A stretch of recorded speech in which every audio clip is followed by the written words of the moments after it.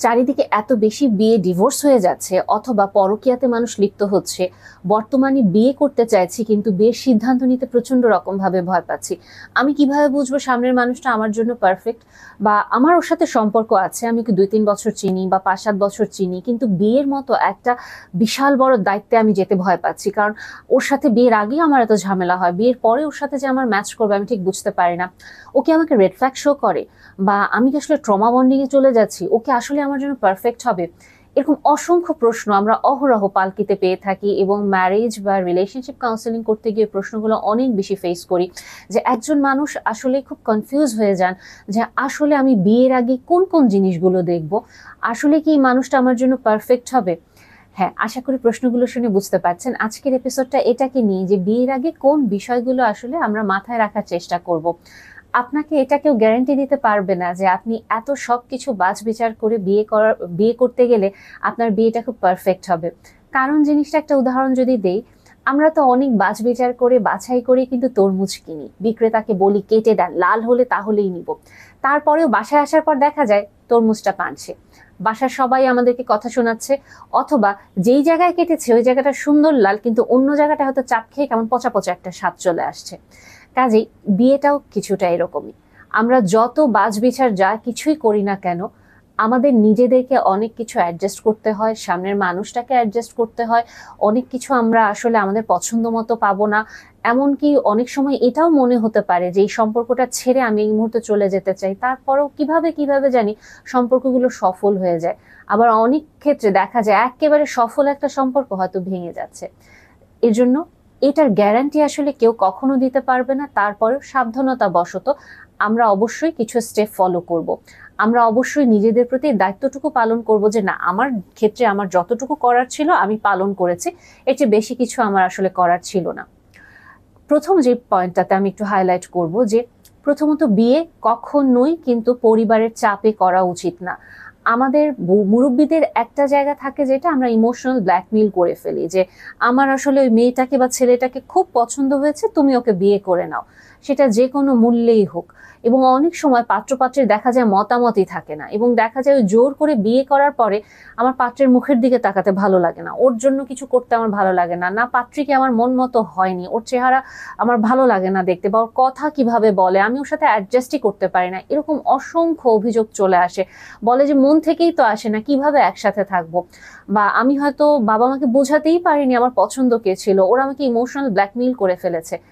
কাজেই এই পয়েন্টটা খুব ইম্পর্টেন্ট। আমরা যারা অভিভাবক আছে আমাদেরকে এটা শুরুতেই মাথায় রাখতে হবে, বিয়ে যে দুটো মানুষ করবে এই দুটো মানুষকে আগে কথা বলতে দিতে হবে। পারিবারিক যে প্রেশারটা আমরা ওদেরকে দিচ্ছি যে না তোমাকে একেই বিয়ে করতে হবে, ওই মানুষটা যত পারফেক্টই হোক আমাদের দৃষ্টিতে, আমরা আমাদের অভিজ্ঞতা শেয়ার করব, কিন্তু আমরা ওকে বাধ্য করতে পারি না।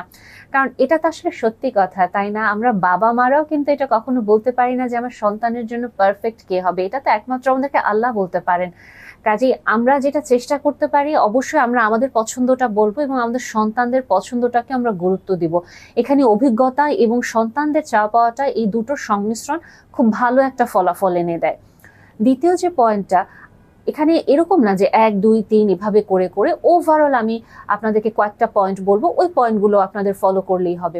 এর পরবর্তী যে বিষয়টা আমার কাছে মনে হয়, যে বর্তমানে যেহেতু ছেলে মেয়ে দুই পক্ষই পড়াশোনা জানা থাকে, ক্যারিয়ার প্ল্যানটা নিয়ে আপনার কথা বলা উচিত। যে আসলে আপনি যদি একজন মেয়ে হন, আপনি বিয়ের পরে কি চাকরি করতে চান, না ব্যবসা করতে চান, নাকি আপনি গৃহিণী হতে চান?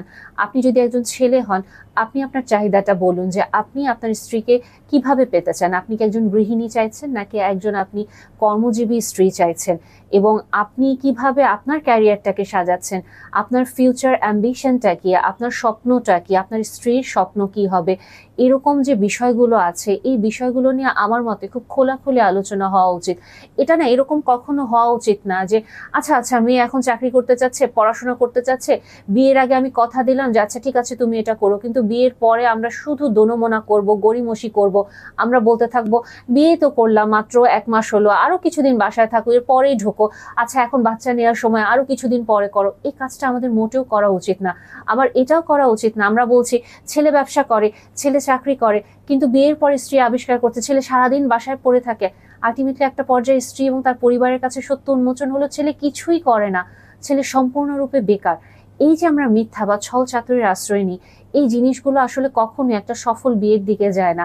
এবং আমি হয়তো ভাবছি আমি সাময়িকভাবে একটা মানুষকে ঠকিয়ে আমার জীবনে নিয়ে আসলাম কিছু সুবিধার জন্য, কিন্তু আলটিমেটলি আমি মানুষটাকে ঠকানোর সাথে সাথে আমি নিজেকেই ঠকিয়ে ফেলছি, আমি আসলে নিজের ক্ষতি করে ফেলছি। এই জিনিসগুলো আমরা আসলে বুঝতে পারি না। এর জন্য আমার কাছে যেটা মনে হয়, ক্যারিয়ার প্ল্যান নিয়ে আমাদের খুব ডিটেলস ডিসকাশনটা থাকা দরকার, যে আপনি এবং আপনার পার্টনার দুজন মিলে কি সেম পেজে আছেন কিনা, এবং আপনারা কি একজন আরেকজনের যে মতামতটা এটাকে আপনারা পজিটিভলি অ্যাকসেপ্ট করতে পারছেন নাকি। কারণ হয়তো আপনার মনে হচ্ছে আপনি ব্যবসা করতে চান এবং আপনার পার্টনার ব্যবসার জিনিসটাকে হয়তো খুবই তুচ্ছ তাচ্ছিল্য করছে, যেটা আপনার পক্ষে নেওয়া খুব কষ্টকর, এবং আপনি হিউমিলিয়েটেড ফিল করছেন, আপনি ডিসরেসপেক্টেড ফিল করছেন।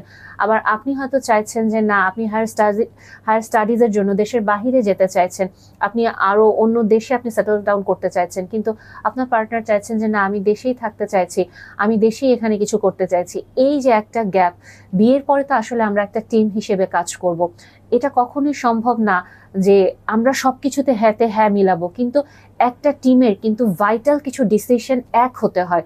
যদি আমাদের সব সম্পর্কেই দ্বিমত থাকে, ওটা যেমন সমস্যা, আবার যদি আমরা সবার সবকিছুতে হ্যাঁ আপনি যেটা বলছেন ওটাই করব, ঠিক আছে আপনারটাই ঠিক, তখনও কিন্তু সম্পর্কটা অনেক বেশি ভঙ্গুর হয়ে যায়। কেন কি? কারণ আমি যদি সবকিছুতে হ্যাঁতে হ্যাঁ বলি, এটা কখনো সম্ভব না, দুজন মানুষের কখনো দ্বিমত হবে না। তার মানে যে কোনো একজন এখানে তার মতটাকে বারবার মানে চাপিয়ে দিচ্ছেন, বাদ দিয়ে দিচ্ছেন, এবং দিনের পর দিন উনি এই যে হজম করছেন নিজের না পাওয়াগুলোকে, একটা পর্যায়ে এটা খুব বাজে রকমের আউটব্রাস্ট আসবে। এবং তখন যখন আউটব্রাস্ট আসবে, তখন অপর পক্ষকে উনি এটাই বলবেন, তুমি কোনোদিন আমাকে বোঝোনি, কোনোদিন আমার চাওয়া পাওনি, তুমি জানতেও চাওনি। এই জন্য আমরা সম্পর্কে দ্বিমত করতে পারি, কিন্তু আমাদের ভাইটাল ডিসিশনগুলোতে আমাদেরকে এক হতে হবে, যেহেতু এটা একটা টিম এফোর্ট হিসেবে আমাদেরকে দেখতে হবে। পরবর্তীতে যেহেতু ক্যারিয়ার দিয়ে আমরা শুরু করছি, সো এই সাইডটা আমরা একটু শেষ করব, ওয়ার্ক লাইফ ব্যালেন্সটা। আপনি যদি বর্তমানে চাকরি করেন বা পড়াশোনা করে থাকেন, আপনি আপনার ক্যারিয়ার বা প্রফেশনটাকে আপনি যেভাবে আগাচ্ছেন না কেন, আপনাকে অবশ্যই আপনার পার্টনারের সাথে এটা ডিসকাস করে নেওয়া উচিত যে ভবিষ্যতে আপনি আপনার অফিস বা ব্যবসা বা পড়াশোনার সময়ে কতটুকু দিবেন, এবং কতটুকু সময় আপনি আপনার উড বি পার্টনারকে দিতে পারবেন, এবং কিভাবে আপনি সেটা আপনার নিজের ফ্যামিলিকে দিতে পারবেন এবং ওনার ফ্যামিলিকে আপনি দিতে পারবেন। কারণ কি, বিয়েটা যখন আপনি করছেন তখন হ্যাঁ আমরা তো স্বামী স্ত্রী বিয়ে করে একটা পরিবার গঠন করছি, একটা টিম গঠন করছি, কিন্তু শুধু তো স্বামী স্ত্রী থাকলেই হয় না। কারণ স্বামীর পরিবার থাকে, স্ত্রীর পরিবার থাকে, স্ত্রীর একটা এক্সপেকটেশন থাকে আমার হাজব্যান্ড আমাকে আমার পরিবারকে একটু সময় দেবে, হাজব্যান্ডের এক্সপেকটেশন, তার ফ্যামিলির এক্সপেকটেশন যে আমাদের ঘরের নতুন বউ আমাকে এবং আমার পরিবারকে সময় দিবে। কাজেই এই ওয়ার্ক লাইফ ব্যালেন্সটা খুব ইম্পর্টেন্ট, এবং এইটা নিয়েও অনেক কেওয়াস হয়। বিয়ের পরেও অহরহ দেখা যায় মেয়েদের একটা কমপ্লেইন থাকে, তুমি তো বিবাহিত ব্যাচেলার, বিয়ের আগেও তুমি গেমস খেলতা, অফিস করতা, ফ্রেন্ডদের সাথে হ্যাং আউট করতা, এখনো তুমি এগুলা করো, আমার সময় বা আমার ইম্পর্টেন্স তুমি কতটুকু বোঝো। আবার অনেক ক্ষেত্রে ছেলেদেরও কমপ্লেইন থাকে ওয়াইফের প্রতি, তুমি বিয়ের আগে ঠিক যেরকম একটা ব্যাচেলার লাইফ লিড করতা, যে সকাল 8টার দিকে অফিসে যেতে, 9টা 10টার দিকে ফিরতে, ওভাবেই ফিরছো, তোমার অফিসে অনেক ব্যস্ততা আমি মানছি, কিন্তু আমার পরিবার বা আমার কতটুকু গুরুত্ব তোমার জীবনে আছে, তুমি কি এটা ভ্যালিউ করতে পারছো, নাকি শুধুমাত্র তুমি তোমার বিয়ের আগের যে জীবনটা ওটাকেই রাখতে চাইছো, আমাদেরকে জাস্ট হ্যাঁ নতুন একটা স্টেপে তুমি এসেছো, একটা নতুন লাইফে এসেছো, জাস্ট আমরা তোমার সাথে অ্যাডজাস্ট করবো, কিন্তু তুমি কখনো অ্যাডজাস্ট করবে না। এই যে একটা ভয়েস দুই পক্ষ থেকেই কিন্তু খুব কমনলি চলে আসতে থাকে। কাজে ওয়ার্ক লাইফ ব্যালেন্সটা আসলে আমাদের উচিত খুব ডিটেলস ডিসকাশনে আসা, যে অ্যাকচুয়ালি আমার এক্সপেকটেশন কি, অপর পক্ষের এক্সপেকটেশনটা কি, এই জিনিসগুলো। এবং আমার মতে এখানে কোনো লুকোছাপা রাখা উচিত না, কারণ আমি হয়তো বিয়ের আগে বলছি একটা, বিয়ের পরে যখন অপর পক্ষের মানুষটা আসবে, সে তো আমার পরিবারের বা আমার সবকিছুই দেখবে, এবং তখন কিন্তু আসলে যেটা হয়, আমি এক কথা বললাম, বিয়ের পরে সে কথার মিল পাচ্ছে না, তার মানে সে কিন্তু আমাকে মিথ্যেবাদী ভাবছে। চিন্তা করে দেখেন, বিয়ের পরের প্রথম বছরটাই তো আসলে একটা রোলার কোস্টার রাইড থাকে, কারণ দুইজন মানুষ দুজনকে নতুন ভাবে এক্সপ্লোর করে, সেটা ইভেন রিলেশনশিপে তারা থাকুক বা অ্যারেঞ্জ ম্যারেজ থাকুক। এবং এই যে একটা রিলেশনশিপে রোলার কোস্টারে তারা ওঠে, আজকে এটা ভালো লাগছে তো কালকে ওটা ভালো লাগছে না, বা এই যে নতুন ভাবে এক্সপ্লোর করছে, অনেক সময় কিন্তু এখান থেকেও মানুষ ছিটকে চলে যায় দূরে। কারণ প্রথম কিছুদিন হানিমুন ফেজ থাকবে, সেটা কখনো কখনো 6 মাস থাকে, আবার কখনো কখনো হয়তো 1 বছর বা 2 বছর এক্সটেন্ড করে, কিন্তু কারো কারো ক্ষেত্রে এটা আসলে কল্প সময়। সো এই যে হানিমুন ফেজটা যখন কেটে যায়, এরপরে কিন্তু বাস্তবে ওর আমার এটা পছন্দ হচ্ছে না, ও কেন এই কাজটা করলো, এই জিনিসগুলো ধরা পড়তে থাকে। এবং আপনি যদি বিয়ের আগে এক কথা বলে তখন বিয়ের পরে আরেক কথা বলেন, আপনার পার্টনারের বিশ্বাস আপনি হারাবেন, এবং আপনি এই বিশ্বাস আবার আপনি কিভাবে তৈরি করবেন বা ফেরত পাবেন, এটা আপনার জন্য প্রচন্ড কষ্টকর হবে। কাজে আমাদের উচিত স্বচ্ছ থাকা, আমি কিভাবে জিনিসটা নিয়ে চিন্তা করছি বা আমি কিভাবে জিনিসটা নিয়ে ভাবছি। আরেকটা যে পয়েন্ট আমার কাছে খুব ভাইটাল মনে হয়, যে আসলে আমরা আমাদের লেজার পিরিয়ডটাকে কিভাবে কাটাই, এটা আমার আসলে ডিটেল ডিসকাশনে রাখা উচিত। আমি কি গেমস খেলতে পছন্দ করছি, আমি কি ট্রাভেলিং পছন্দ করছি, আমি কি বই পড়তে পছন্দ করি, বা আমি কি পরিবারের সাথে সময় কাটাতে পছন্দ করি, বা আমি কি আসলে কি পছন্দ করি, এই জিনিসগুলো আমার লেজার পিরিয়ডগুলো, বা আমি কি অ্যাকচুয়ালি ঘুমাতে পছন্দ করি, বা আমি কি ওই সময় একা থাকতে পছন্দ করি, আমি কি অ্যাকচুয়ালি প্রিপেয়ার আমার লাইফে নতুন যে মানুষটা আসবে, আমার যে অবসর সময়টা থাকবে ওই অবসর সময় ওকে আমি কতটুকু অ্যাকসেপ্ট করব, ওকে আমি কতটুকু এন্ট্রি দিব, এই জিনিসগুলো নিয়েও আমাদের কিন্তু ডিসকাশনে থাকা উচিত। কারণ আমরা কিন্তু সবসময় হুবহু আমি যেরকম ওই রকম আমার সাথে যে খাপে খাপে মিলে যাবে এরকম পাবো না, আমাকে কিন্তু কিছু ক্ষেত্রে অ্যাডজাস্ট করতে হবে। So work life, career, future ambition, আপনার গোল, আপনার লেজার পিরিয়ড, এগুলো যদি আমরা চিন্তা করি, তারপরও খুবই ভাইটাল একটা জিনিস, ইনফ্যাক্ট আমি এটা এখন বলছি, বাট আমার মতে এটা আমাদের সবার আগে জিনিসটা মাথায় রাখা উচিত, যে আমি নিজে মানুষটা কেমন, আমার নিজেকে জানা, এইটা খুব ইম্পর্টেন্ট। কেন ইম্পর্টেন্ট? কারণ হচ্ছে আমাদের কমন একটা মানে ধারণা থাকে আমি কি রকম পার্টনার চাই। আমি চাই হয়তো খুব সুন্দর চেহারার একজন পার্টনার, আমি খুব ড্যাশিং চেহারার একজন পার্টনার চাই, বা আমি অনেক ধনী কাউকে চাই, বা আমি খুব স্মার্ট কাউকে চাই, যাকে দেখলেই আমার মনে হবে উফ কি ভালো লাগছে, এরকম কাউকে চাই। বা আমরা হয়তো চাই যে না, আমি একজন ইন্টেলেকচুয়াল মানুষকে চাই, বা আমি হয়তো একজন মানুষকে চাই যাকে দেখলে আমার শান্তি লাগবে।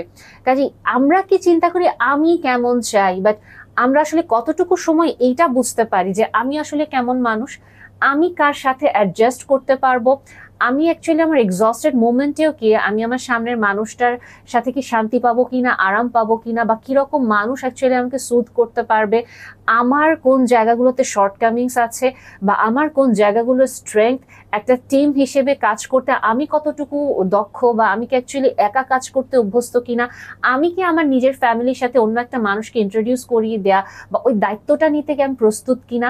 অনেক সময় আমরা এই পয়েন্টগুলো মিস করে যাই, এবং এই কথাটা আমি সব সময় বলতে থাকি যে আমাদেরকে না কখনো কেউ এটা শেখাই না যে কিভাবে ভালো স্ত্রী বা ভালো স্বামী হওয়া যায়।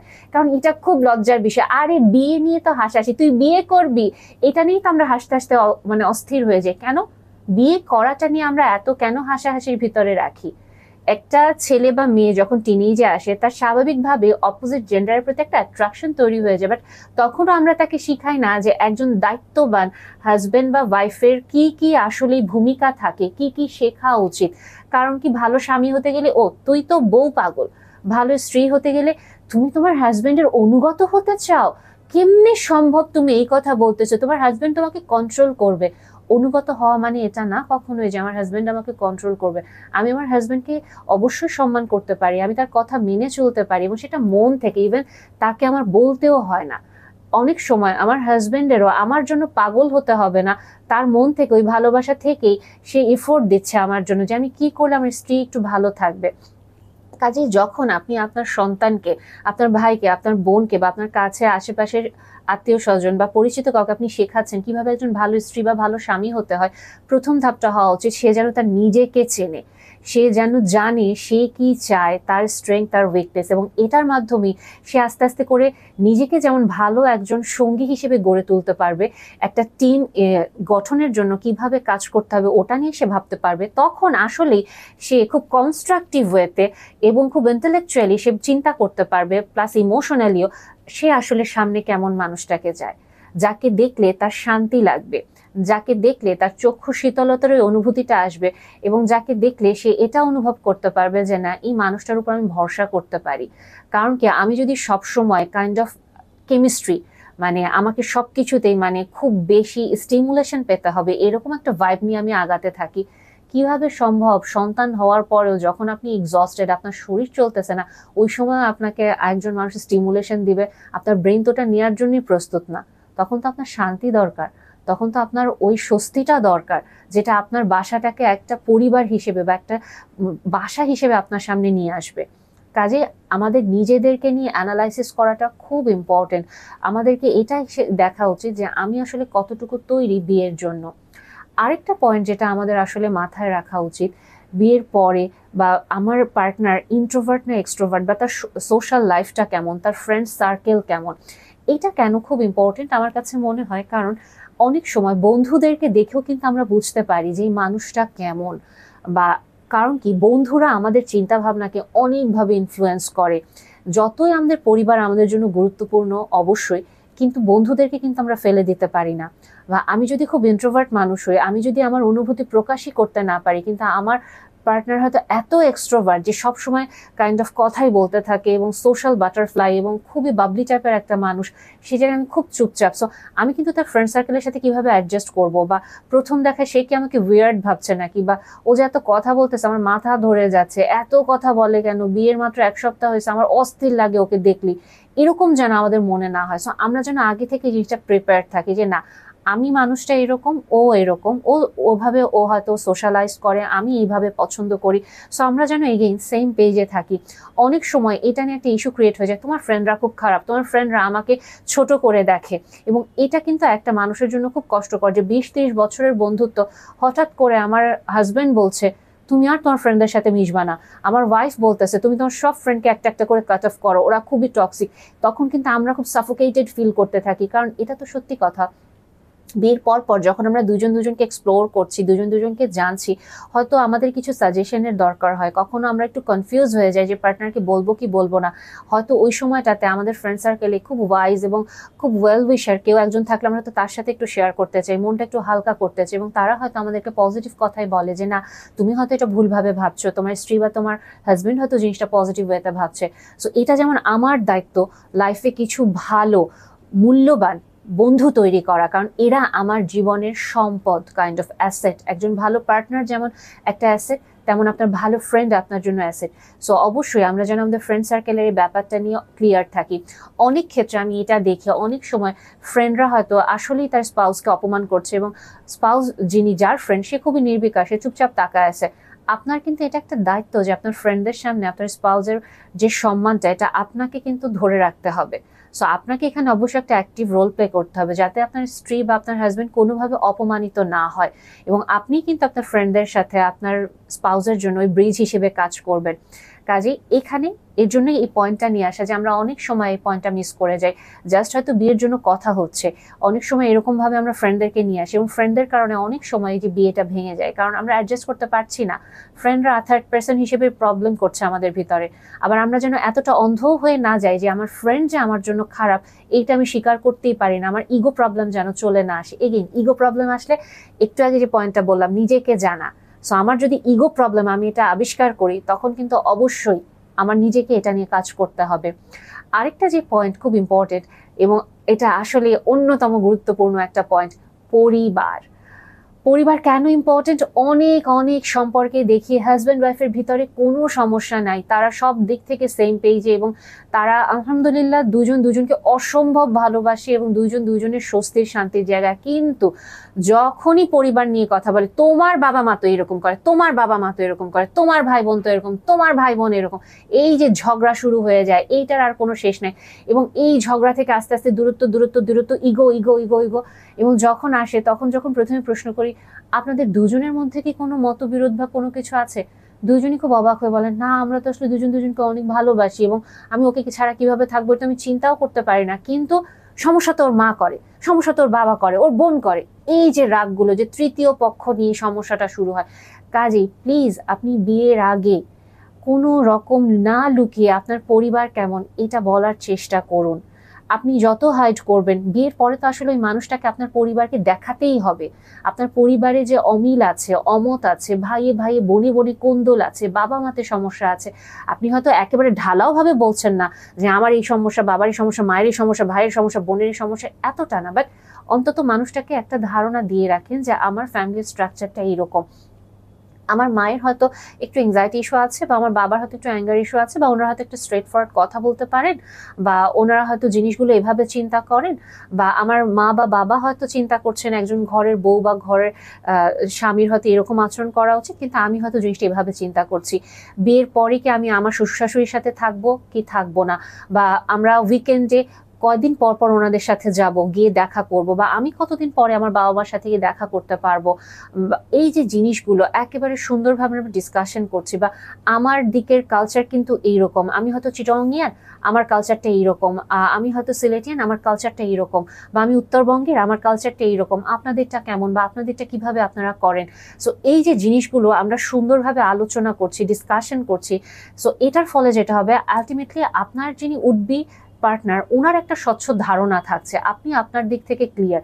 এখন এখানে একটা জিনিস হতে পারে, দেখেন আমি তো খুব স্বচ্ছ মনেই বললাম, কিন্তু ও তো আমাকে রিজেক্ট করে দিল, ও তো আমাকে নিল না, কিন্তু আমার তো আলটিমেটলি সব দিক থেকেই বিয়েটা হয়েই যাচ্ছিল, আপনার এটা তাহলে কেন বললেন বলে দিতে? কারণ একটা জিনিস দেখেন, এগেইন আপনি হয়তো বললেন না, আপনি লুকিয়ে রাখলেন, কিন্তু বিয়ের পরে হঠাৎ করে আপনার পার্টনার আবিষ্কার করলো আপনার ফ্যামিলি মেম্বার হয়তো একজন ড্রাগ অ্যাডিক্টেড, বা আপনার ফ্যামিলি মেম্বার কেউ একজন হয়তো পরকীয়াতে আসক্ত, বা কেউ হয়তো এরকম কোনো একটা সমস্যার ভিতর দিয়ে যাচ্ছে, বা আপনার মা হয়তো প্রচন্ড কন্ট্রোলিং, বা আপনার ফ্যামিলিতে আপনার বোনই হয়তো প্রচন্ড তিক্ত একটা মানুষ। তখন কি হবে? তখন কিন্তু মানুষটা আপনাকে ওই যে মিথ্যাবাদী ভাববে, এবং আস্তে আস্তে আপনাদের ভেতরে সম্পর্কের ছেদ হবে। বিয়ের পরে তিক্ততা বাড়ানোর আগে, বিয়ের আগেই যদি আসলে এই জিনিসটা একটা মানুষ জেনে শুনে মেনে আসে, হ্যাঁ অবশ্যই তারপরে উনি কমপ্লেন করবে, কনফ্লিক্ট হবে, বাট অ্যাটলিস্ট আপনি অন্তত আপনার দিক থেকে ক্লিয়ার থাকতে পারবেন যে না, আমি তো আসলে জিনিসগুলো জানি এরকম, এবং তোমাকে তো আমি খোলাখুলি বলেছি যে আমার পক্ষে আসলেই তোমাদের দুজনকে আলাদা রাখা সম্ভব, নাকি এক বাসাতেই থাকতে হবে, বা কিভাবে জিনিসটা কতটুকু আসলে আমার পক্ষে ম্যানেজ করা সম্ভব। সো এই জিনিসগুলো আসলে খুব ভাইটাল একটা পার্ট, যেটা কিনা যে ফ্যামিলির ইস্যুগুলো আমরা আসলে স্বীকারই করতে চাই না। এখানে আরেকটা জিনিস আমার কাছে যেটা গুরুত্বপূর্ণ মনে হয়, অনেক সময় না বিয়ের আগে পর্যন্ত আমরা আসলে বুঝতে পারি না আমাদের বাবা মায়েদের ইনসিকিউরিটি কি থাকে। এইটা একটা ছেলে বা মেয়ের জন্য খুব কষ্টকর একটা বিষয় থাকে। অনেক ছেলেকে আমি এরকম কষ্ট ফেস করতে দেখি বা সাফার করতে দেখি, যেখানে কিনা ছেলেটা বলতেছে যে আমি বিয়ের আগে কখনো জানতাম না আমার মা এত ইনসিকিউর, এবং আমার যে কি লজ্জা লাগে আমার মা যখন আমার বউয়ের কাছে যৌতুক বা এরকম হাবিজাবি আবদার করে বসে, বা ওকে হার্টফুল কথা বলে, আমার মনে হয় আমার মাথাটা মানে মিশে যাচ্ছে মাটিতে। অনেক সময় অনেক স্ত্রীকে আমি বলতে শুনেছি, আমার প্রচন্ড লজ্জা লাগে আমার মা বাবা যখন আমার ফ্যামিলিতে ইন্টারফেয়ার করে, আমার শ্বশুর শাশুড়ির সাথে এত বাজেভাবে কথা বলছে, অপমান করছে, আমার হাজবেন্ডকে সম্মান করছে না। আমার মনে হয় তোমরা এইরকম, এটা তো আমি কোনোদিনও বিয়ের আগে বুঝতেই পারিনি, তোমাদের এই কথাগুলোর জন্য আমার সংসারে সমস্যা হয়, তোমরা কেন বুঝতে পারো না যে তোমাদের জন্য তোমাদের মেয়ে ভালো থাকছে না, তোমরা তারপরও ইন্টারফেয়ার করার চেষ্টা করছো, আমার সংসারে অশান্তি করছো। সো অনেক সময় আসলে আপনার পার্টনার আসলে আপনাকে মিথ্যা বলে নাই, কারণ উনিই জানতেন না যে ওনার বাবা মার মনের ভেতরে, বা ওনার এক্সটেন্ডেড ফ্যামিলিতে ওনার ভাই বা বোনের মনের ভিতরে এতটা জটিলতা বা কুটিলতা আছে, যেটা কিনা আফটার ম্যারেজ এটা হঠাৎ করে আস্তে আস্তে প্রকাশ পাচ্ছে। সো যদি আপনি এরকম দেখেন যে আপনার পার্টনার নিজেও পাজল হয়ে গিয়েছে, ওই মুহূর্তে ওই মানুষটাকে আপনি অবশ্যই আপনার কষ্টের কথা বলেন, কিন্তু ওনাকে কন্টিনিউয়াসলি কাজ গড়ায় দাঁড় করেন না। কারণ কি, একজন বাবা মা যতই খারাপ হোক, একটা সন্তানের পক্ষে না এটা খুব ডিফিকাল্ট যে তাকে ডিজোন করে দিবে, তাকে ফেলে দিবে। কারণ এতগুলো বছর তো তার বাবা মা তার জন্য বেস্ট ছিল, এখন হঠাৎ করে তার বাবা মা তার জন্য এরকম হয়ে গেছে, তার ভাই বোন তার জন্য এরকম হয়ে গেছে। তো সেই মুহূর্তটা তারও কিন্তু আসলে কষ্ট হচ্ছে অ্যাডজাস্ট করতে, তারও কিন্তু লজ্জায় অস্থির লাগতে থাকে, সাফোকেটিং লাগতে থাকে, তার নিজের আইডেন্টিটি ক্রাইসিস তৈরি হচ্ছে। সো ওই সময় আসলে সাপোর্ট বা শান্তিটা কে দিবে আপনি পার্টনার ছাড়া? সো যদি এরকম হয়, ওই সময়টাতে এটা আপনার জন্যও পরীক্ষা এবং আপনার পার্টনারের জন্যও পরীক্ষা। এগেইন যেহেতু এটা একটা টিম ওয়ার্ক, তখন দুইজনকে শক্তভাবে হাতটা ধরতে হবে, এবং ওই ঝড়ের ভিতরেও আপনাদের দুইজনকে ওই তুমুল ঝড়ে যেখানে স্রোত একদিকে আসতেছে, স্রোতের বিপরীতে আপনাদেরকে হাঁটতে হবে। এবং এটাও দেখবেন, এটা করতে করতে একটা সময় আপনাদের ভেতরের সম্পর্কটা এত সুন্দর, এত শক্ত, এত মজবুত হয়ে গেছে যে আপনারা দুইজন দুইজনের উপরই ভরসা করতে চাইছেন। আরেকটা যে পয়েন্ট আমার কাছে মনে হয় বর্তমানে এটা নিয়েও অনেক জায়গায় মনোমালিন্য হয়ে যায় বা খুব আপসেট হয়ে যায় না একজন আরেকজন, সন্তান। বিয়ের কতদিন পরে আমি সন্তান নিব। হয়তো একজন বলছেন আমার বয়স হয়ে যাচ্ছে বা আমার বায়োলজিক্যাল ক্লক টিক করছে, আমি এক্ষুনি বাচ্চা নিতে চাই। কারণ মেয়েদের ক্ষেত্রে অনেকেরই এই কমপ্লেনটা থাকে যে আমার হাজবেন্ড বাচ্চা নিতে চাইছে না, বাট আমি এখনই বাচ্চাটা নিতে চাই, বাট ও তো প্রিপেয়ার না। আবার অনেক ক্ষেত্রে হাজবেন্ড বাচ্চা খুব পছন্দ করে কিন্তু স্ত্রী প্রিপেয়ার না। উনি হয়তো বলছেন না, আমি আমার ক্যারিয়ার গুছাতে চাইছি, আমি সারা জীবন পড়াশোনা করেছি, এখন বাচ্চা নিলে আমাকে বাসায় বসে যেতে হবে, বাচ্চা দেখার কেউ নেই, সো আমি এই মুহূর্তে নিতে চাইছি না। বা একটা বাচ্চা নিব না দুটা বাচ্চা নিব নাকি তিনটা বাচ্চা নিব, সো এরকম অনেক রকমের কিন্তু আসলে দোটানা চলে আসে। কাজে এই বিষয়টা নিয়েও আমরা হয়তো টুকটাক কথা বলতে পারি। বা অনেক সময় দেখা যায় যে পরিবারের তৃতীয় পক্ষরা এগেইন বিয়ের পর পরই 1 মাস 2 মাস যেতে না যেতেই, 6 মাস 1 বছর যেতে না যেতে, এই বাচ্চা নাও না কেন, কার সমস্যা, কি সমস্যা, বলতো কি হচ্ছে। এই বিষয়গুলোতেও দুজন যেন একসাথে একভাবে কাজ করতে পারেন, সেম পেজে থাকতে পারেন, এটা মাথায় রাখবেন। আর একটা জিনিস যেন আমাদের এটা মাথায় থাকে, অবশ্যই আমরা নেগেটিভটা চিন্তা করব না। আমরা বিয়ের আগে যদি এই কথাটা বলে রাখি যে আমি সন্তান চাই না, আমার পার্টনার যদি এটাতে এগ্রি করে, ডেফিনেটলি বিয়ের পরে যদি আমাদের মন ঘুরে যায়, এগেইন আমরা সেম পেজে যেন থাকি। বা বিয়ের আগে আমি বললাম যে আমি আসলে সন্তান চাইছি বা এরকম ভাবেই চাইছি, এবং একই সাথে আমি আমার পার্টনারকে এটাও কথা দিয়েছি আমি তোমাকে তোমার ক্যারিয়ার বিল্ড আপে হেল্প করব, তাহলে এই দুটো কিন্তু একটা মেয়ের জন্য খুব কঠিন হয়ে যায়। সন্তান লালন পালন করা এবং at the same time career maintain করা এবং ফ্যামিলি মেনটেন করা।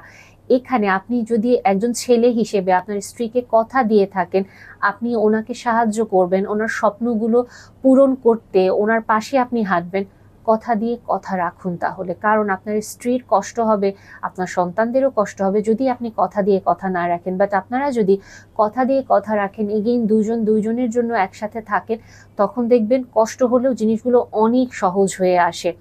আর ডেফিনেটলি আরেকটা যে পয়েন্ট এখানে একটু বলবো, এটাও খুব ইম্পর্টেন্ট একটা পয়েন্ট, যে ফিনান্সিয়াল পার্টটা আমরা এটা কিভাবে ডিল করব।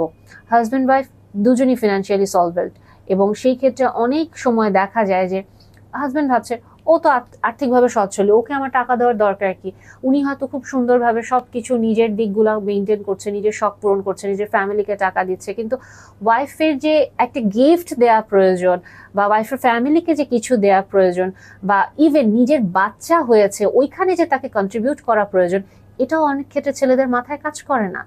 এবং দেখা যায় তখন ওয়াইফ আস্তে আস্তে চিন্তা করতে থাকে যে আমার কি ওর লাইফে তাহলে কোনো জায়গায় নাই, ও কি কোনো ঈদে আমার জন্য একটা গিফট আনতে পারলো না, বা ও কি ওর সন্তানের জন্য কিছু করতে পারে না। হ্যাঁ আমি ফিনান্সিয়ালি সলভেন্ট, তার মানে কি আমাকে আমার নিজের দেখভাল করতে হবে, আমার বাচ্চাটা আমার করতে হবে, দেন আমার হাজবেন্ডের আমার জন্য প্রয়োজন কি তাহলে।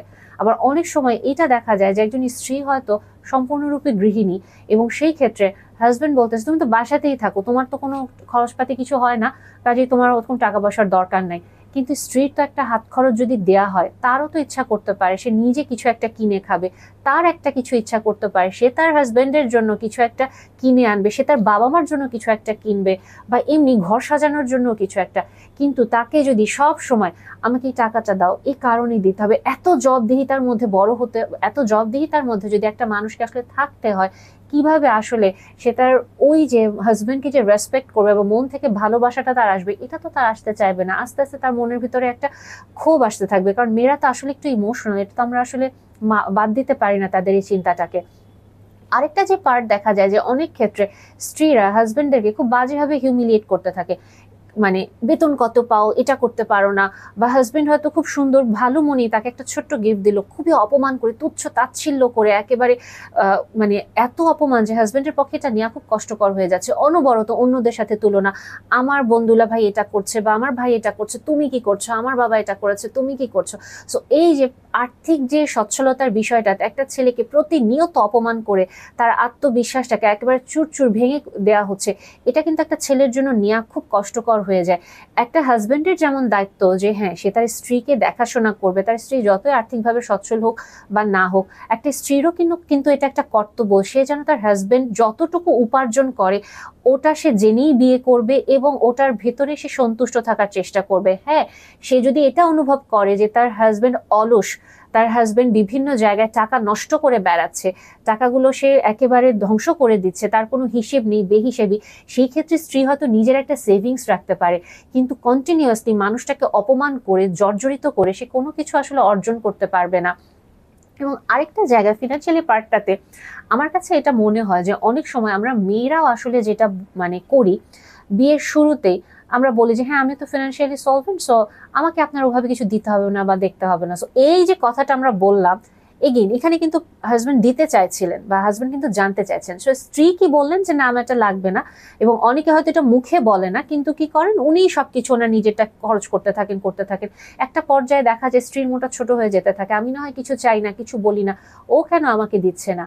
এবং এই পার্টটাতে আমাদেরকে এটা মাথায় রাখতে হবে যে ছেলেদের সাথে আমাদেরকে খুব স্পেসিফিকলি এবং খুব প্রিসাইজ ওয়েতে কথা বলতে হবে, আমি কি চাই সেই জিনিসটা আমাকে বলতে হবে। এবং আপনার হাজবেন্ড যদি একজন ভালো মনের গুড উইলড পার্সন থাকেন, একজন হাই ভ্যালু পার্সন থাকেন, যে কিনা আন্ডারস্ট্যান্ডিং, এমপ্যাথেটিক এবং আপনাকে রেসপেক্ট করেন, ডেফিনেটলি উনি আপনার কথা শুনবেন এবং এটা উনি মাথায় রেখে আগানোর চেষ্টা করবেন। আমরা অবশ্যই যেটা চেষ্টা করব এই ফিনান্সিয়াল পার্টটাতে একটা ওপেন ডিসকাশন রাখতে, আমি এই জায়গাটাতে এতটুকু কন্ট্রিবিউট করতে পারবো, আমি এই পার্টগুলোতে আমি কন্ট্রিবিউট করতে পারবো বা এই পার্টগুলোতে আমি আসলে কন্ট্রিবিউট করব না। আমরা হয়তো এইভাবে করে টাকা জমিয়ে ট্রাভেলিং এর জন্য খরচ করতে পারি, বা আমরা হয়তো আমাদের শখটাকে এইভাবে পূরণ করতে পারি। সো এইভাবে দেখেন, আপনি যখন এই যে বিষয়গুলো নিয়ে কথা বলছেন, আপনি কিন্তু আস্তে আস্তে খেয়াল করবেন যে আপনি যে মানুষটার সাথে বিষয়গুলো নিয়ে কথা বলছেন, সে কি আপনার চিন্তাগুলোকে ছোট করছে, আপনাকে কি খুব ভাবছে এ তো আসলে কিছু বোঝেই না, এর কোনো ম্যাচুরিটি নেই, আপনার কথা উড়িয়ে দিচ্ছে, নাকি আসলে আপনার কথাগুলো মনোযোগ দিয়ে শুনছে এবং ইন্টেলেকচুয়ালি সে হয়তো আপনার সাথে কথা বলছেন, বিভিন্ন লজিক আনছেন, নাকি সে প্রচন্ড রকম ভাবে স্টাবার্ন হয়ে যাচ্ছে, সে যেটা বলছে ওটাই ঠিক, ওটাই আপনাকে প্রমাণ করার চেষ্টা করছে। কাজে যে বিষয়গুলো বলছে এগুলো কিন্তু খুব সিলি ম্যাটার মনে হলেও কিছু কিছু ক্ষেত্রে এগুলো খুবই ভাইটাল। এবং যাদের আসলে প্রবলেম থাকবে, যারা আসলে রেড ফ্ল্যাগ সমৃদ্ধ, তারা কিন্তু আপনাকে এই বিষয়গুলোতে পজিটিভ কোনো ভাইব দিতে পারবে না, কারণ একটা দুইটা পজিটিভ দিতে দিতে সে হঠাৎ নেগেটিভ ভাইবে চলে যাবে। কারণ আপনি যখনই তার সাথে ডিসএগ্রি করতে যাবেন, তখনই আপনি খেয়াল করবেন তার বডি ল্যাঙ্গুয়েজ চেঞ্জ হয়ে যাচ্ছে, সে আপনাকে হয়তো কোনো না কোনো ভাবে তার রেড ফ্ল্যাগগুলা সিগন্যাল হিসেবে পাঠাতে থাকবে। অনেক সময় আপনি এটাও ফিল করবেন যে তার কথা আপনি ডিসরেসপেক্টেড ফিল করছেন, যে জিনিসটা এরকম কেন হচ্ছে। আরেকটা যে পার্ট নিয়ে আসলে আমাদের কথা বলা উচিত, এবং এটা একটু সেন্সিটিভ একটা পার্ট, এটা হয়তো আমরা শুরুতেই কখনো বলি না, এটা আমাদের লাইফে একটা ট্যাবুরো পার্ট, বাট স্টিল এটা আমার একটা রিকোয়েস্ট থাকবে, যদি আপনার কোনো রকম সেক্সুয়াল কোনো প্রবলেম থাকে, আপনার মেন্টাল কোনো ডিসঅর্ডার থাকে, আপনার কোনো ফিজিক্যাল ডিসেবিলিটি থাকে বা কোনো ডিসঅর্ডার থাকে, প্লিজ আপনি আপনার পার্টনারকে ওটা শেয়ার করেন। আমি এরকম অসংখ্য মেয়েকে দেখি যেখানে তাদের বিয়ে হয়েছে এবং হাজব্যান্ডের সেক্সুয়াল ডিসঅর্ডার আছে, এবং হাজব্যান্ড কোনো রকমের ট্রিটমেন্ট নেবেন না, হাজব্যান্ড বিয়ের শুরু থেকে এই জিনিসগুলো হয়তো একটু একটু সন্দেহ করতেন, বিয়ের পরে পুরাপুরি ওটা যখন মানে প্রমাণ হয়ে গেল, বাস্তব হয়ে গেল, ইভেন ছেলের ফ্যামিলিও জানে, বাট সবাই জিনিসটা ইগনোর করে। এবং মেয়েটাকে এটাই বলা হয়, বিয়ে থেকে শুধুমাত্র শারীরিক সম্পর্কই সব, এটা বাদ দিয়েই তো বিয়ে চলে, সো তুমি এভাবেই অ্যাডজাস্ট করার চেষ্টা করো। একটা মেয়ের জন্য এটা হয়তো গুরুত্বপূর্ণ হতেই পারে, এটা যেমন একটা ছেলের জন্য গুরুত্বপূর্ণ শারীরিক সম্পর্ক, এটা একটা মেয়ের জন্য হতে পারে।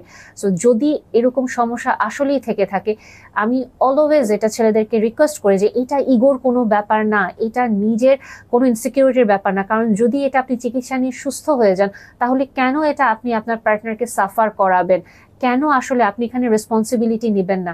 মেন্টাল ডিসঅর্ডারের যে পার্টটা, অনেক সময় আমাদের অসুস্থতা থাকতেই পারে, আমাদের বিষণ্ণতা থাকতে পারে, আমাদের সূচিবায়ু থাকতে পারে, আমাদের দুশ্চিন্তাগ্রস্ততা থাকতে পারে, এমনকি আমার ব্যক্তিত্বের গড়নের সমস্যা থাকতে পারে, আমার হয়তো বর্ডারলাইন পার্সোনালিটি থাকতে পারে, আমার নার্সিসিস্টিক পার্সোনালিটি প্রবলেম থাকতে পারে, আমার অবসেসিভ কম্পালসিভ পার্সোনালিটি ডিসঅর্ডার থাকতে পারে, বা যে কোনো রকমের একটা যেখানে কিনা আমি আমার সম্পর্কগুলোকে খুব আনস্টেবল করে ফেলি, আমি হ্যান্ডেল করতে পারি না, বা আমি হয়তো টক্সিক হয়ে যাই। কাজে আমি যদি আমার পার্টনারের সাথে এই জিনিসগুলো শেয়ার করি, উড বি পার্টনার অবশ্যই, এটা শেয়ার করি এবং আমি বলি যে আমি ট্রিটমেন্টে আছি এবং আমি এগুলো নিয়ে কাজ করছি, তখন কিন্তু উনি খোলা মনে আপনাকে অ্যাকসেপ্ট করতে পারে। কিন্তু বিয়ের পরে যখন উনি এটা আবিষ্কার করেন যে না ওর তো স্কিজোফ্রেনিয়া আছে, ও তো এটা বলেনি, ও তো হাইড করলো, তখন কিন্তু এগেইন ওই যে বিশ্বাসের যে ভিতটা ওটা নড়ে যায়। বিয়ের সম্পর্কটা বিশ্বাস খুব জরুরি। বা হয়তো অনেক সময় দেখা যায় কারো কারো হয়তো হরমোনাল বিভিন্ন অসুস্থতা থাকতে পারে, মেয়েদের ছেলেদের উভয় পক্ষেরই থাকতে পারে, কিন্তু আমরা হয়তো এগুলো লুকিয়ে যাই। আমরা যে বলি যে আচ্ছা না এখন কোনোভাবে তো আমি ঠিকঠাক আছি, আচ্ছা বিয়েটা করে ফেলি, বিয়ের পরে দেখা গেল হলে হবে তখন বলবো না। এই কাজটা করেন না, আপনি এটা শেয়ার করেন। আরেকটা জিনিস যেটা আমার কাছে মনে হয় যে অতীত অতীত নিয়ে আসলে কতটুকু কথা বলবো বা বলবো না, এই কোয়েশ্চেনটা খুব ফ্রিকোয়েন্টলি করেন যে আমার তো একটা অতীত ছিল, আমি কি আমার অতীত ওর সাথে শেয়ার করব, বা আমি আসলে কতটুকু কি বলবো? এটা অ্যাকচুয়ালি আমার মতে যেটা আমি বলবো যে দেখুন, আপনার অতীত থাকতে পারে, কিন্তু আপনি কি আপনার অতীতে এখনো বাস করেন? আপনার নিজেকেই উত্তরটা দেন। আমি কি আমার অতীতের ওই মানুষটাকে বা ওই স্মৃতিটাকে এখনো বহন করে নিয়ে চলি? আমি কি এখনো ওই অতীতটাকে বর্তমানে বারবার টেনে নিয়ে আসি? আমি কি আমার সামনের মানুষটার সাথে আমার অতীতকে বারবার তুলনা করছি? বা আমি কি এখনো আমার অতীত থেকে বের হয়ে আসতে পারিনি? আমার হিলিং প্রসিডিউর কমপ্লিট হয়নি? যদি এগুলো না হয়, আগে আমার নিজের হিল হওয়া দরকার, তারপরে আমার বিয়ের সিদ্ধান্ত নেওয়া দরকার। এবং আমি যদি আমার অতীতের সম্পর্ক, অতীতে ডিভোর্স হতে পারে, ব্রেকআপ হতে পারে, বা যে কোনো আনওয়ান্টেড যে কোনো ইস্যু থাকতে পারে, যেখানে কিনা হয়তো আপনি অ্যাবিউজড হয়েছেন, আপনার হয়তো সেক্সুয়াল অ্যাবিউজ থাকতে পারে, ফিজিক্যাল অ্যাবিউজ থাকতে পারে, যে কোনো ইমোশনাল অ্যাবিউজ থাকতে পারে, এগুলো যদি খুব সিভিয়ার লেভেলে থাকে এবং আপনি যদি ওখান থেকে বের হয়ে আসেন আফটার হিলিং, আপনি ডেফিনেটলি নতুন একটা সম্পর্কের জন্য আপনি যাবেন, নিজেকে গড়ে তুলছেন আপনি।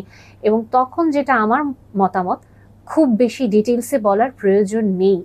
কারণ কি, অনেক সময় আপনি হয়তো খুব ডিটেলসে বলে ফেলেন, বাট আপনার মনে এখন আর ওগুলো কিচ্ছু নাই, কিন্তু আপনার পার্টনার এখনো ওই জিনিসটাই মাথায় নিয়ে ঘুরতেছে। সে আপনাকে খুব ডিটেলসে জানতে চাচ্ছে কি হয়েছিল, কতটুকু হয়েছিল, কিভাবে হয়েছিল।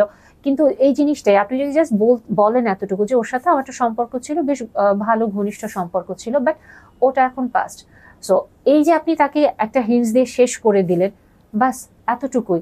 কারণ আপনি যত ডিটেলসে যাবেন, আপনি ওখান থেকে বের হয়ে আসলে আপনার পার্টনার হয়তো আর বের হয়ে আসতে পারবে না। ইভেন এটা নিয়ে আমি নিজে একটু দেখছিলাম, আপনারা আমার সাথে যদি একমত নাও হন, আপনারা ইসলামিক স্কলারদের সাথেও কথা বলতে পারেন যদি ধর্মীয় দৃষ্টিকোণ থেকে দেখতে চান। একজন ইসলামিক স্কলারের লেকচার সেদিন দেখছিলাম এবং উনি ওই কথাটাই বলছিলেন যে আপনার অ্যাকচুয়ালি খুব ডিটেলসে যাওয়ার প্রয়োজন নেই, আপনি জাস্ট এরকম একটা হিন্টস দিন যে আছে, দ্যাটস ইট। খুব বেশি ভেতরে নিয়ে যেতে গেলেই আপনি নিজেই দেখবেন যে আপনার সম্পর্কটা হয়তো আপনি আর ওই পাস্টে নাই, বাট আপনার যিনি উড বি পার্টনার উনি পাস্টে চলে যাচ্ছেন। এবং আরেকটা যে পয়েন্ট আমার কাছে মনে হয় যে এই বিষয়গুলো হয়তো কিছু ক্ষেত্রে একটু সিলি হয়ে যায়, বাট স্টিল আমাদের এই বিষয়গুলো নিয়ে আসলে কথা বলা উচিত। ঘরের কাজে কে কতটুকু সাহায্য করবে, এই কারণেই বললাম যে এটা অনেকেই বলবে এটা তো খুব সিলি ব্যাপার, এটা নিয়ে কথা বলার কি আছে, বাট এটা ইম্পর্টেন্ট।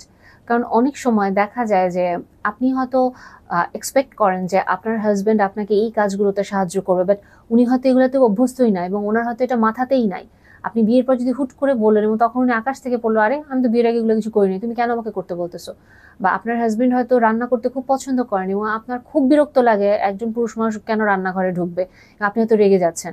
বা আপনার হাজবেন্ড হয়তো খুব সুন্দর গোছানো একজন মানুষ, বাট আপনি হয়তো একটু অগোছালো, আপনি হয়তো ভাবছেন যেটা পরিষ্কার না করলে হবে, এবং আপনি দেখছেন আপনার হাজবেন্ড কন্টিনিউয়াসলি সবকিছু গুছায় গুছায় রাখতেছে, আপনার কিন্তু অস্বস্তি কাজ করবে। কাজে ঘরের কাজগুলোকে কতটুকুতে কমফোর্টেবল, এই বিষয়গুলো নিয়েও আসলে একটু কথা বলা উচিত। আরেকটা ব্যাপার আমার কাছে যেটা মনে হয় যে আমাদের ধর্ম বিশ্বাস, আমাদের ফিলোসফি, এই জিনিসগুলো আসলে খুব ইম্পর্টেন্ট। কারণ অনেক সময় না আমাদের কাছে এটা খুব ইম্পর্টেন্ট থাকে যে আমি অ্যাকচুয়ালি ইসলামিক মাইন্ডের একজন মানুষ চাই, বা আমি আমার ধর্ম বিশ্বাসী একজন মানুষকে চাই যে আমার ধর্মটাকে সম্মান করবে। কিন্তু প্যাথেটিক ট্রুথ হচ্ছে এটা, আমরা অনেক সময় জাস্ট অ্যাটায়ার দেখে এটা ঠিক করি, কাপড় দেখে মানে বিশ্বাস করতে চাই যে আচ্ছা ও তো আসলে হিজাব পরে, ও তো আসলে বোরকা পরে, তাহলে ও খুব ইসলামিক মাইন্ডের হবে, বা উনি তো দাড়ি রাখেন উনি খুব ইসলামিক মাইন্ডের হবে। দেখেন, কখনোই একটা মানুষের কাপড় চোপড় দেখে আমাদের এই সিদ্ধান্ত নেওয়া উচিত না মানুষের ধর্মীয় জ্ঞান কতটুকু বা বিশ্বাস মানে তার ফিলোসফিটা কতটুকু। আমরা এই বিষয়গুলো নিয়ে কথা বলতে পারি যে আমি জিনিসটা এভাবে চিন্তা করি, আপনি জিনিসটা কিভাবে দেখছেন, বা এই জিনিসটা আসলে আমার জন্য এতটুকু ছাড় দেওয়া সম্ভব, এতটুকু আমার পক্ষে ছাড় দেওয়া সম্ভব না। এবং এখান থেকে গুরুত্বপূর্ণ একটা পয়েন্ট যেটা আমার কাছে মনে হয়, আমাদের অনেকেরই টেন্ডেন্সি থাকে, এটা আমাদের বাবা মায়েরও থাকে আমাদেরও থাকে, বিয়ের পরে আমি ওকে বদলায় নিব।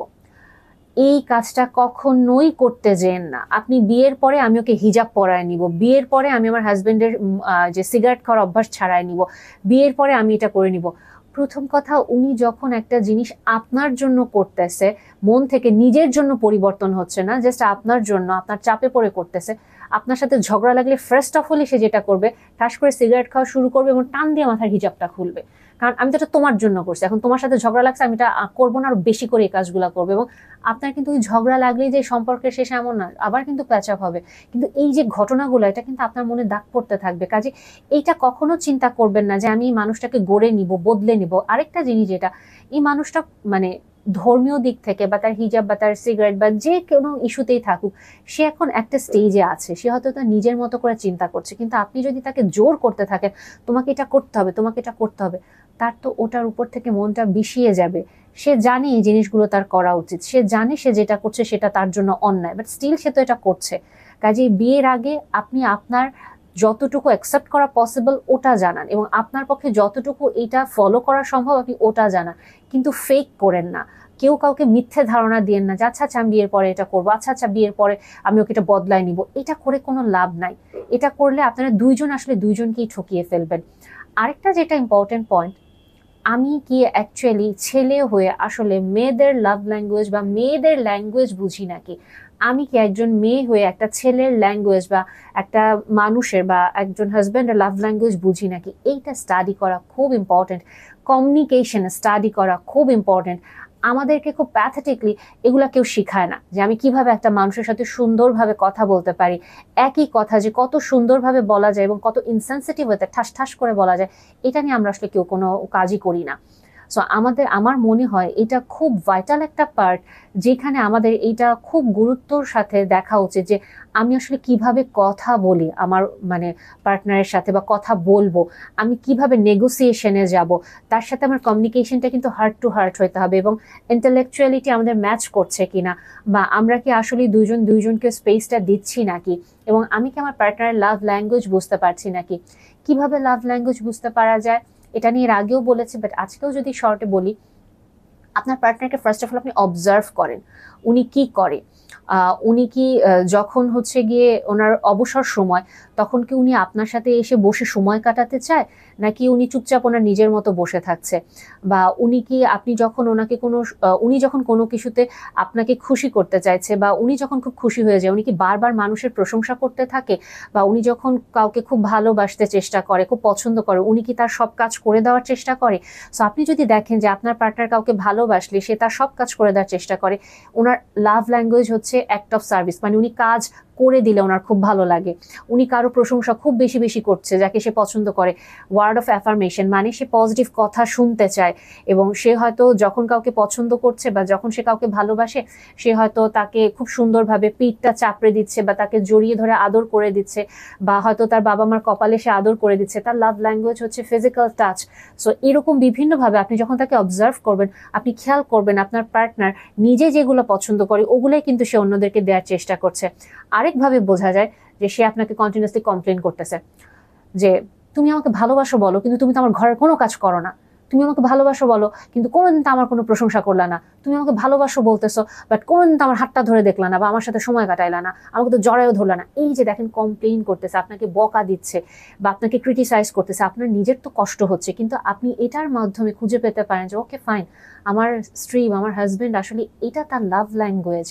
আরেকটা যেটা, আপনি তার সাথে সরাসরি কথা বলেন যে এই জিনিসটা আমার পছন্দ, এটা আমি এভাবে ভালো মানে পাই, তুমি কোনটা পছন্দ করো, কোনটা তোমাকে স্টিমুলেশন দেয়, তোমার কি ভালো কথা পজিটিভ ওয়ার্ড পছন্দ, বা তুমি কি ঘরে যে অ্যাক্ট অফ সার্ভিস এটা তোমার ভালো লাগে, বা তোমার কি অ্যাকচুয়ালি কোয়ালিটি টাইম পছন্দ, তোমার কি গিফট পছন্দ, বা তোমার কি ফিজিক্যাল টাচ এইটা পছন্দ, তোমার কোনটা পছন্দ। সো আমরা আস্তে আস্তে করে এই যে তাকে অবজার্ভ করলাম, তার ক্রিটিসিজম দেখলাম। আরেকটা পদ্ধতি আছে, মানুষটা আমার কাছে রিকোয়েস্ট করবে যে আজকে আমার ছুটির দিন, তুমি প্লিজ আমার সাথে একটু সময় কাটাও, আসো আমরা একটা মুভি দেখি, কোয়ালিটি টাইম চাচ্ছে, বা তুমি আমার জন্য আজকে চকলেটটা কিনে নিয়ে আসো, বা অ্যানিভার্সারিতে তুমি আমাকে একটা সারপ্রাইজ দাও, সে গিফট পছন্দ করে, আজকে আমরা একসাথে রান্না করি চলো, বা তুমি এই ঘরের কাজটা করো আমি এটা করি, অ্যাক্ট অফ সার্ভিস সে পছন্দ করছে। বা আমার খুব মন খারাপ লাগছে, তুমি কি আমাকে একটু জড়িয়ে ধরবে বা আমার পিঠটাকে ম্যাসাজ করে দিবে, এই যে সে কথাগুলো বলছে, রিকোয়েস্ট করছে, তার লাভ ল্যাঙ্গুয়েজ সে আপনার কাছে চাইছে।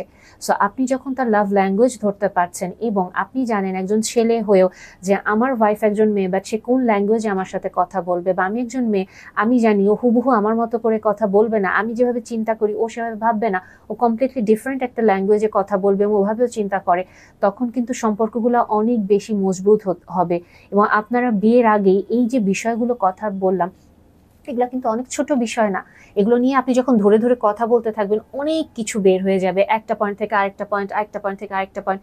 সো এটার মাধ্যমে আপনি বুঝতে পারবেন যে এই মানুষটার সাথে কি আপনি কমফোর্টেবল, এই মানুষটার সাথে কি আপনার অ্যাডজাস্ট করতে পারছেন নাকি পারছেন না। বাট এখানে একটা পয়েন্ট যেটা বলবো, অনেক সময় আমরা কথা বলতে বলতে যেটা করি, আমরা হয়তো 6 মাস 1 বছর সময় নিয়ে ফেলি এবং খেয়াল করি না, হঠাৎ করে আমি মানুষের সাথে কানেক্ট হয়ে গেছি। আমি তো বিয়ে করবো কি করবো না এটা যাচাই বাছাই করার জন্য কথা বলছি, কিন্তু বলতে বলতে কখন কানেক্ট হয়ে গেছি বুঝতেই পারি না। আমি তো ভাবি যে না, এমনি কথা বলছি, কথা না বললে সমস্যা নেই, কিন্তু হঠাৎ করে অপরপক্ষের মানুষটা হয়তো কথা বলছে না, কারণ কোনো তো কমিটমেন্ট নেই, জাস্ট এমনি দেখছিলাম দুজন দুজনকে। So তখন আমার অস্থির লাগতে শুরু করে, কেন কথা বলছে না, ফাঁকা ফাঁকা লাগে, কেমন জানি লাগে। কারণ কি, আপনার ব্রেন তার সাথে অ্যাটাচড হয়ে যাচ্ছে ইমোশনালি, এবং আপনি যখন তার কাছ থেকে দূরে যেতে চাইছেন, আপনার ব্রেইন ওই যে অ্যাটাচমেন্টটা ব্রেকআপ হচ্ছে। সো তার ভেতরে আস্তে আস্তে একটা পেইন সেন্সেশন আসছে, যেটা আপনার নিতে কষ্ট হচ্ছে। সো আমরা এই জিনিসটাও মাথায় রাখবো যে আমি যদি একজনকে দেখছি কথা বলার জন্য, কিন্তু আননোয়িংলি আমি তার প্রতি কানেক্ট করে ফেললাম এবং এরপরে ব্রেকআপটা আমার জন্য খুব পেইনফুল হয়ে যাবে, এটা কতটুকু আমি নিতে পারবো। সো আমরা ওভারঅল এই বিষয়গুলো মাথায় রেখে ইনশাল্লাহ আগানোর চেষ্টা করব। অবশ্যই আমি কিছু না কিছু, আমি ডেফিনেটলি মানে পজিটিভ রেজাল্ট পাবো। বাট এগেইন এক্সাম্পল ফার্স্টে যেটা দিয়েছিলাম তরমুজ কেনা, এটার গ্যারান্টি কেউ আসলে দিতে পারবে না। আমরা আমাদের দিক থেকে 100% ট্রাই করব, বাকিটা অবশ্যই আল্লাহ আমাদের জন্য সহজ করে দেবেন।